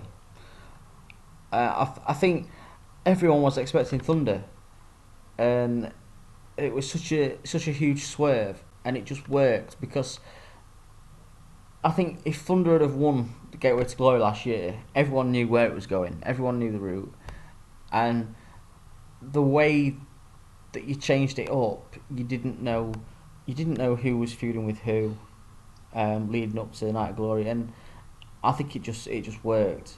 So for me, that was the biggest moment because it marked uncertainty, but positively, if you know what I mean. I think by doing it the way that we did, it built both Reborn and Thunder up even more. So Reborn had a subtle build since being like the tag champion for 3 years or whatever it was, and the fact that Thunder sacrificed himself to help Reborn win it, both of them kind of went up in my mind. And you're right, if Thunder had won, then everyone would have known what was coming next. It was kind of, everyone was just expecting him to win. So, as we do sometimes, we have to throw the odd swerve in. What about you, Demon? What was your biggest mark out moment? So I've got two. One was the cash in at Night of Glory. Yep. And how that happened. I don't think anyone, certainly no one predicted the order in which that cash in happened. I know I was I certainly. think really I got surprised by points on the prediction league for it. Did you? Yeah, I think I got pretty close to it. I think no one else predicted it. No, I think I also got very close apart from Pete. And the other one for me, just kind of on a personal level, was JJ Johnson returning. Yeah. I Yeah, seem that to was remember fantastic, yeah. that was written perfectly in terms of how it was built up, and I think quite a lot of people had guessed that was JJ Johnson, but even when it happened, it got the heart racing a bit. I think there's just something about a JJ promo or a JJ return, especially when Steve writes it himself. It does kind of get your hairs on the back of your neck. It really does, yeah. He just has a style within his promos, which is really, I know Rock is kind of the what he's going for, and it really is, as close to you can imagine the Rock being in written form. It's amazing the way he does it. And I assume it's him who does it, but he often picks, particularly for a return, he picks songs to put at the beginning of the promo, and each time he just picks perfectly. Really adds to the sense of the comeback. It's just like I promo Jeremy Kyle. I think I did that spot on. Paul, I've got a question for you. What was your most, as creative, what was your most satisfying storyline of the year?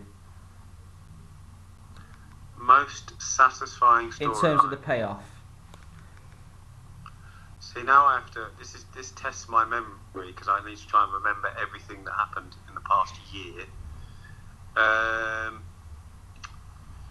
Let me think. I suppose the Gateway to Glory, because it was not seen, it was a bit of a swerve. That was a good payoff. Anything involving, I really like the Forgotten Story. I think that in terms of a storytelling tool, it worked perfectly. I understand that the people involved in the Forgotten didn't maybe get the ultimate payoff that you would have thought that group would have. But for Jones, kind of getting him back into the company and in power, I think it was just perfectly done.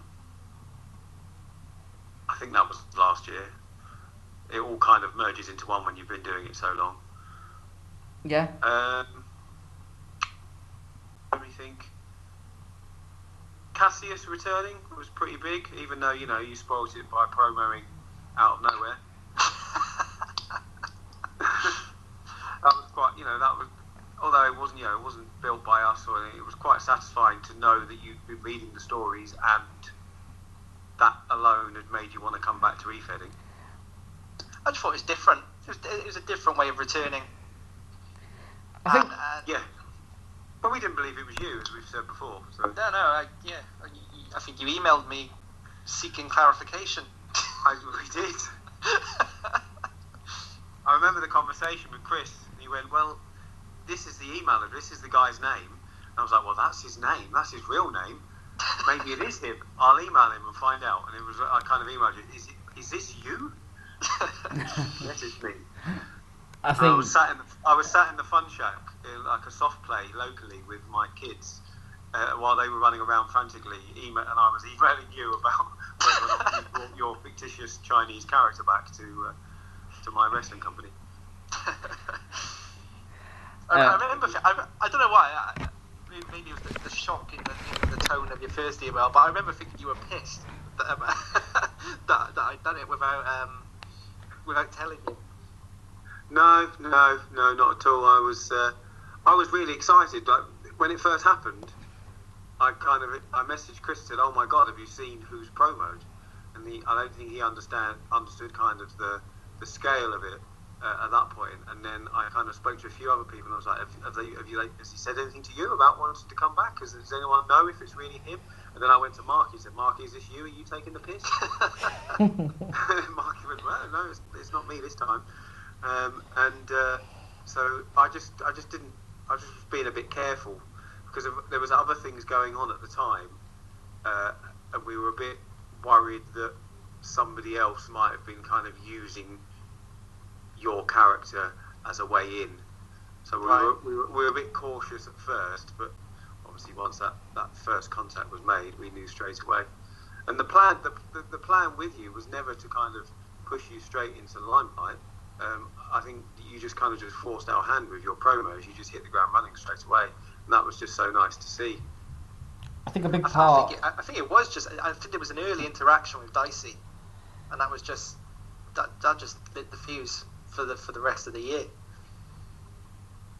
I think a big part of Z's rise has been the 6CW versus 6WF feud, and how him and Dicey have been sort of on and off. Do you think that? I mean, obviously, you and Dicey have got that big spark, that spark. Could you see that being a long running feud in 2017 if Dicey obviously returns? If he decides he wants to come back, and when he's ready to come back, I think we've already developed something, which means that feud's always going to be there. It can just be picked up from whenever the writers want to pick it up again. Same with Cassius and JJ. If they ever want to flick the switch, then they know it'll be all go straight away. Yeah, I think there's something about the Z character that there are quite a few feuds that you could literally just pick up at any point, and it would just be as big as it was 2-3 years ago. So, like you say, with JJ, or I'd like to think the Lex one would be quite big based on their history, and Dicey has that similar feel that even if it was a year down the line, it would still have the same impact. You wouldn't think, oh, it's just those two. That was ages ago. And I think that's the cruelty of the character. And I don't write that bit. That's written into the shows.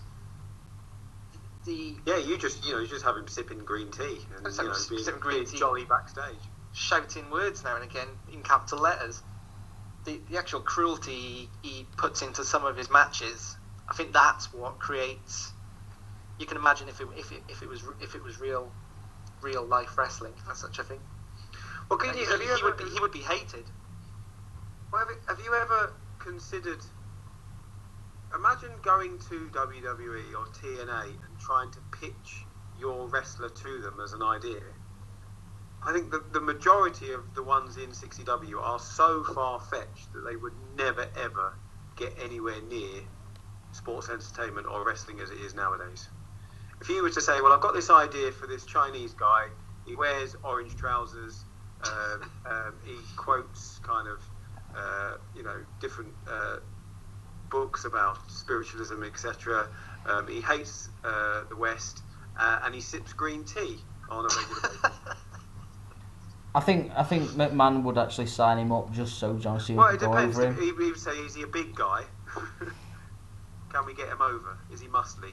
I think that would probably be dependent on whether or not he signed him. But there's just so many. I think a lot of our characters they're kind of wrestlers, but turned up as far as you can to make them as over the top as possible, because that really works in e-fedding. You've got to have everything to the extreme, so they've got,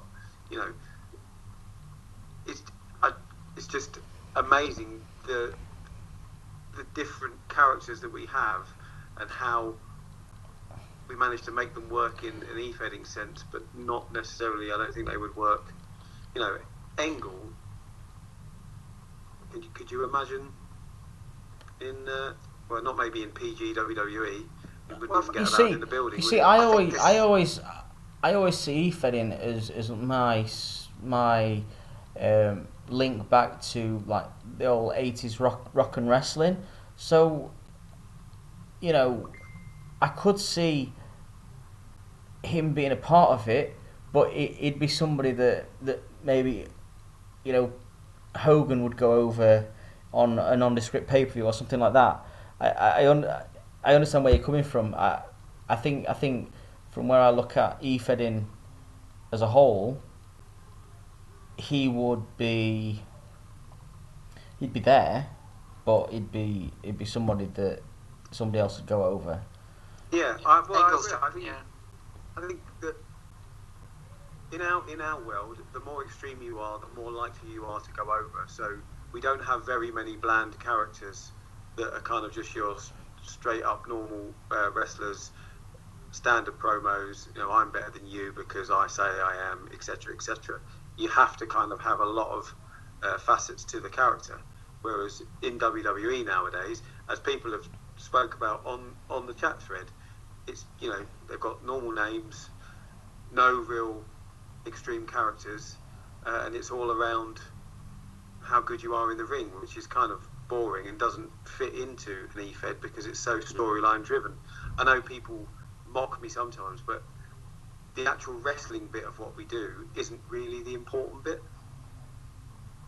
No, it's the writing side of things. I agree with you. I think, and I've said this to Chris, and I've said it to Liam as well. I think it's not always about getting one over each other. It's about creating a story and sort of making people believe in that story. Because if they believe in it, and then you write a feud involving it, then it works. If it's just like, say, me and Liam, which I know for a fact happened, we were promoing, and it was just like, I'm better than you, you're better than me, and it didn't work because it didn't tell a story. It just sort of went nowhere. And I think, like you say, you've got to have that writing side of things before you even think about the wrestling side of things. I think e-fedding is just WWE. Get stuck on W's there. WWE 20 years ago. It's more focused on the creative side. The characters, like you say, are turned up to 11. And if you think about it, that's probably when the most of us fell in love with wrestling. So it's no surprise that that's kind of that's the era we kind of call upon when we're writing our stuff. Yeah. Completely agree. Yeah. Has anybody got any more questions? I've got one for you too. Okay.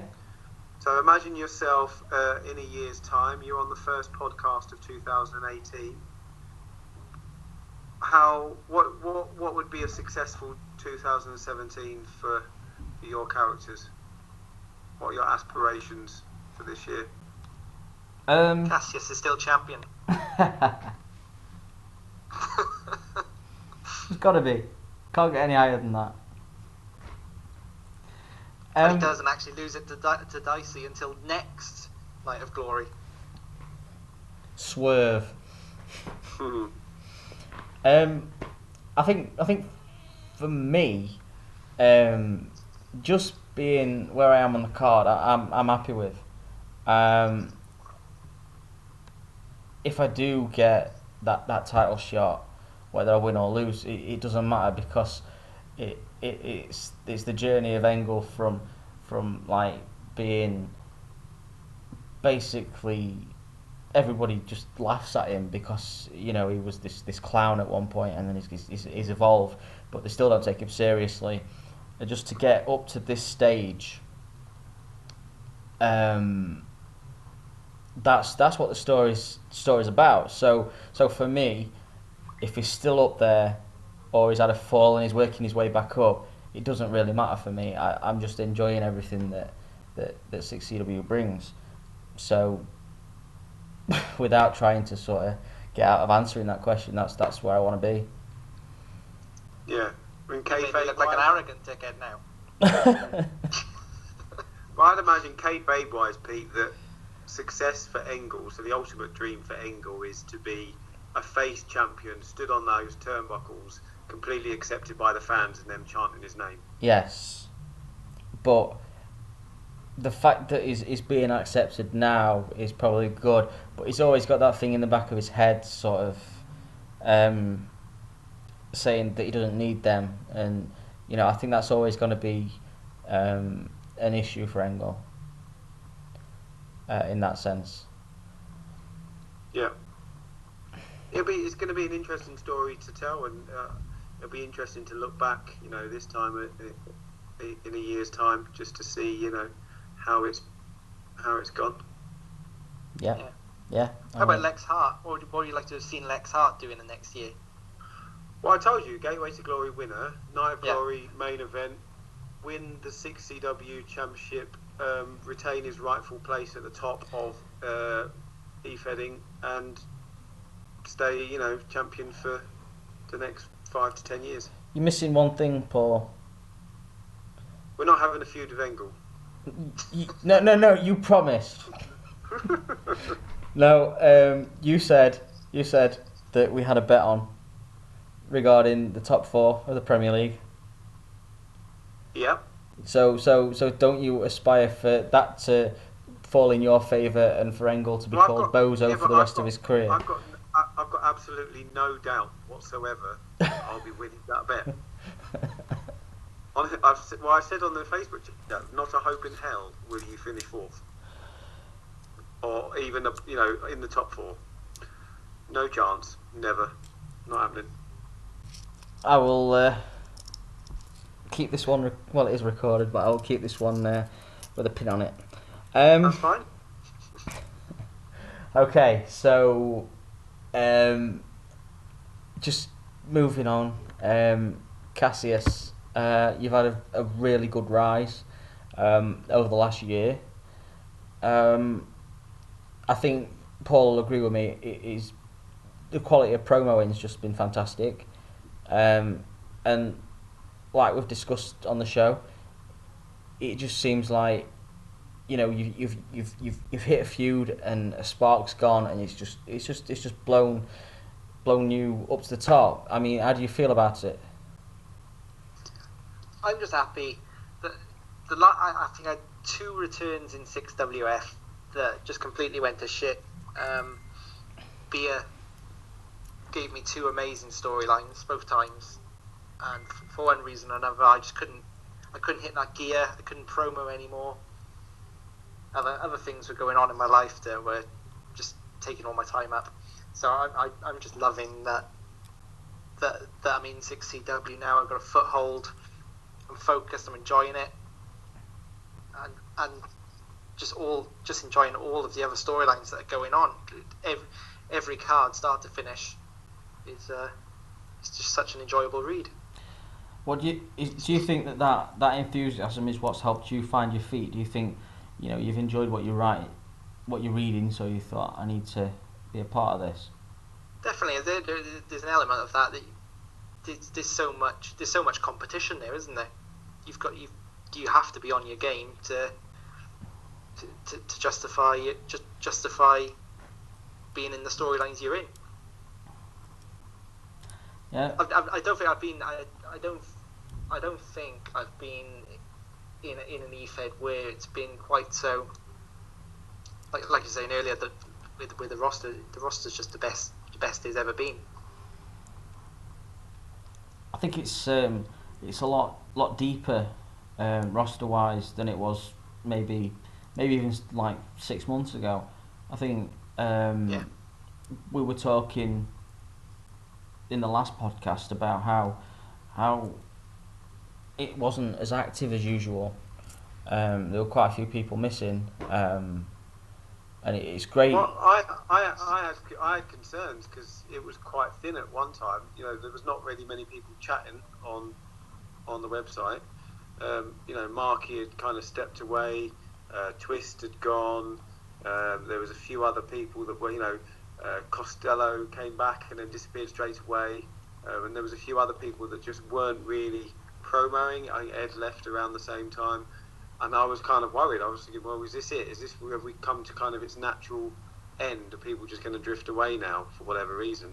And then over the last few months, it's just caught fire again. And that's really good. It's reignited my kind of fire in terms of how much I'm enjoying it. As you know, I was kind of looking to step away and take a less active role. And one, Chris wouldn't let me. That kind of put that to pay. And two, there was just so much going on. I couldn't pull myself away. There was just too much good stuff that I wanted to be a part of. It's that thing that always happens. You never really leave an EFED, do you? Everyone always says there's always a little bit left of you in an EFED, and there's that little bit that can pull you back at any point. Absolutely. Yeah, definitely. Just before we close out the show, Demon, would you be interested in doing a one-to-one interview in the near future? Yeah, I'm up for that. Yeah, what about you, Paul? Would you be up for that? I'm always happy to talk about all things 6CW, and as I've said before, one of my things that I would love to do this year is kind of get a regular podcast going. Something that's fallen away on version 2 is the wrestling podcast, and having something that kind of covers some of the other areas in terms of a podcast, like a geek cast where we just kind of pick a topic of the week and have a chat about. I think that would be really good, and there's quite a lot of people involved in the site that we could get to kind of come on. We've already got interest from the UK wrestling scene in terms of guests that we could get to kick off. So it's definitely something I want to explore. I'm looking at the moment whether or not I get some recording equipment and host it myself, because I know, Pete, you kind of work every hour of the day, and even if you get a day off, you're still forced to work anyway. That's generally how it works, yeah. So just watch this space. It's something that me and Hero have mentioned before, and it kind of fell away with the Christmas and New Year stuff. But it's definitely something I want to progress further, because I think it's one thing I enjoy. I love the sound of my own voice, as has been reminded to me at work quite a lot today. But yeah, I just think it would be really good, and we kind of kick on from what we already do with these podcasts. If we can use our familiarity with each other to discuss other things, I think that could really work. I think if I had that little bit more time, I could do more things. The problem with me is quite often I will think up something to do, and I'll have it in the back of my mind, and I really want to do it. So I'll think, right, I'm going to announce that I'm going to do it, and then it just falls by the wayside because of work and real life, and I'm trying to focus on like less things so that I can get more stuff done. So I want to keep the podcast to just once after every pay-per-view, but also trying to fit in one-on-one interviews and as I say, specials. Like I want to do one that tells a story of from now to the Night of Glory, what's happened like between that time, just so I don't burn out on it, because I finish work and if I know I've got to do a podcast every week and I finish work and I'm just like, I don't really want to do it today. I'm just letting people down, and I'd rather just. I think the best way to do it is not promise, to do loads and loads of podcasts, but what I'm going to do with the wrestling one is we've got contacts, and I'm going to build up kind of a bank of interviews with people that we can then build podcasts around. So if you just put an hour in here and there with different people and just have a one-to-one chat that you record, and then you have a bank of interviews that you can just then put into a podcast, and then you've got an hour and a half quite easy that you can publish onto version 2. Yeah. That's the way I'm going to look at it, because Nando and Twos and a few Hero and a few other people have kind of said, well, we know various people within the UK wrestling scene. I've been trying to pester the WCPW people as well to see if they'll kind of give me access to any of their people, because I think it would be quite interesting to talk to some of them. I know, Demon, you probably enjoy either listening to something like that or interviewing them yourself. All right, yeah, I really enjoy both of those, particularly listening. Yeah, have you had any luck with that one? Well, they're not that far away from me in terms of location. So if they continue to kind of push away my attempts at contact, I'll just turn up at their offices. I think Lex Hart interviewing Martin Kirby, both dressed in pink. That'd just be podcast heaven, wouldn't it? It would be, yeah. That is a sight. And obviously to look forward to satisfy Ollie, I'll plan on doing a sit down one-to-one naked podcast with just me and him. That will never get published anywhere, but just for his own enjoyment. That seems to be what he wants. Well, Paul, if ever you've got a space on one of your podcasts, I'd like to take part if I'm free. I'm going to interview. Yeah, I'm just trying to work out the detail of the recording. A lot of people have said, well, you kind of need a laptop, which I only have a work laptop, so I can't plug anything into it because it's all locked down. Yeah. Because of work. But so I think if you've got a microphone built in, you're all right. I mean, mine's only a built-in microphone. No, my work laptop is horrendous. Is it? I'm kind of in 1980s technology. So I'm trying to work out the best way of doing it either on an iPad or an iPhone. There are apps that you can record Skype conversations on, but then it's a case of how you then upload them. So I'm just kind of doing some investigative work at the moment to try and work out how to do that. Okie dokie. Demon, I will get in touch with you in the near future about a one-on-one interview. It might be as early as next week, but it just depends. That's great. Yeah. If you ever need me on again, just give me a shout. I think what we're going to try and do is, I need somebody regular on the podcast, but I need them to be involved in the Facebook chat as well as 606, because I need someone keeping track of questions just in case we get any. But what we need to do is, if we have a group of people that don't have Facebook, there are other instant messaging kind of apps that you can get so we can build a community around. It doesn't, because I know Facebook is quite intrusive, where there are others that we can use just for 6CW chat. If we can get everybody on board on that, then that'd be a great idea to make it more interactive, definitely. There's a lot of ones that I use for work, so I'm just trying to explore whether or not we can use them, use something like that to get everyone involved, because everyone tends to have a mobile device. So if you could have a kind of instant messenger or something on there that people can be involved in if they want to. If the feeling is, no, I don't really want to be involved in your chit chat, then fine. Yeah. Okay. Well, thank you for having you both on. I think the next proper 6CW podcast will be after Ashes to Ashes, which is in 6 weeks. Yep, 6 weeks time I think it is. So I think we've got 3 3 shows, including this one, until the first pay-per-view of the year. Yep. The Okay. pay-per-view called Ashes to Ashes. It is, yes. It was previously called is it Revolution or Resolution? But Revolution. Yeah. yeah, That's it.